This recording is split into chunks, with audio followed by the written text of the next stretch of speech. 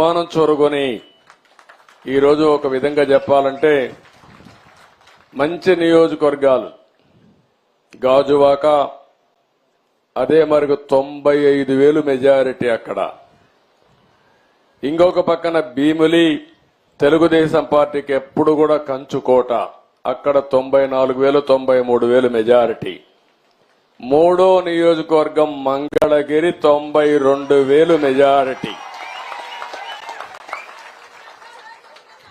నేను ఇక్కడికి వచ్చానంటే తెలుగుదేశం పార్టీని అభిమానించిన మిమ్మల్ని గౌరవించే బాధ్యత మాకుంది.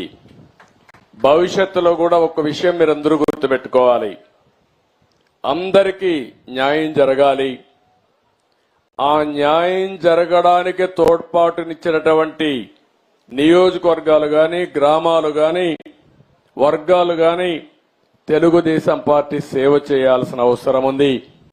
అందుకని నా మొట్టమొదటి కార్యక్రమం పెనుమాకలో మంగళగిరిలో పెట్టుకోవడం నాకెంతో ఆనందంగా ఉందని చెప్పి మీ అందరికీ తెలియజేస్తున్నా. మొన్న జరిగిన ఎన్నికలు ఒక హిస్టారికల్ ఎన్నికలు ఇవి. నేను 10 ఎన్నికలు చూశాను. 10 ఎన్నికల్లో ఎప్పుడూ జరగని విజయం. ఒక అసెంబ్లీ ఎన్నికల్లో 95,000 మెజారిటీ, మంగళగిరి లాంటి నియోజకవర్గంలో 91,000 మెజారిటీ. నేను ఒకప్పుడు 60,000-50,000 వస్తేనే కుప్పంలో బ్రహ్మాండంగా వచ్చిందనుకునే పరిస్థితి నుంచి ఇప్పుడు 90,000-95,000 మెజారిటీలు వచ్చేసే పరిస్థితికి వచ్చాయి.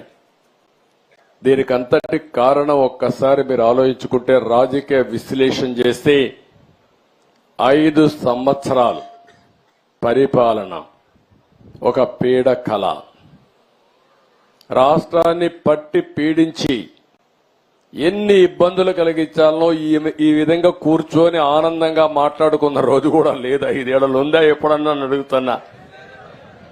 నిద్ర లేస్తే టెన్షన్, ఎప్పుడు ఎవడొస్తాడో మన ఇంటికి తెలియదు. మొన్నటి వరకు మా పోలీసులు గోడ దూకి వచ్చేవాళ్ళు, ఇప్పుడు గోడ దూకే పని ఉండదు. ఇంకెక్కడ అరెస్టుల కోసం ఎందుకు వచ్చారో తెలియదు. పోనీ మీ ఇంట్లోకి వస్తే వస్తారు, అది కూడా తప్పే, రాకూడదు. గౌరవంగా బ్రతకాల మనందరం. మా ఇంటికి కూడా ఎప్పుడు వస్తారో తెలియదు వీళ్ళు. అంటే ఎంత భయంకరమైన వాతావరణం అంటే, అంత భయంకరమైన వాతావరణంలో ఒక్కరని కాదు, అధికారులు అట్నే బతికారు, ప్రజలు అట్నే బతికారు, రాజకీయ నాయకులు అట్నే బతికారు. చాలా భయంకరమైన పరిస్థితి. ప్రజాస్వామ్యంలో అంతిమ న్యాయ నిర్ణేతలు ప్రజలే. ఇప్పుడు నాకు అర్థం కావడం లేదు, మీరందరూ కూడా ఓట్లు వేశారు, బ్రహ్మాండంగా వేశారు. ఈరోజు మిరాకిల్ జరిగిపోవాలి, రాత్రికి రాత్రి అని ఆలోచిస్తున్నారు. మీరందరూ అన్నీ అయిపోవాలనుకుంటున్నారు. నేను నిన్న మొన్న పార్టీ ఆఫీస్కి వెళ్ళాను. పార్టీ ఆఫీస్కి వెళ్తే విపరీతంగా ప్రజలు వచ్చేసే పరిస్థితికి వస్తున్నారు.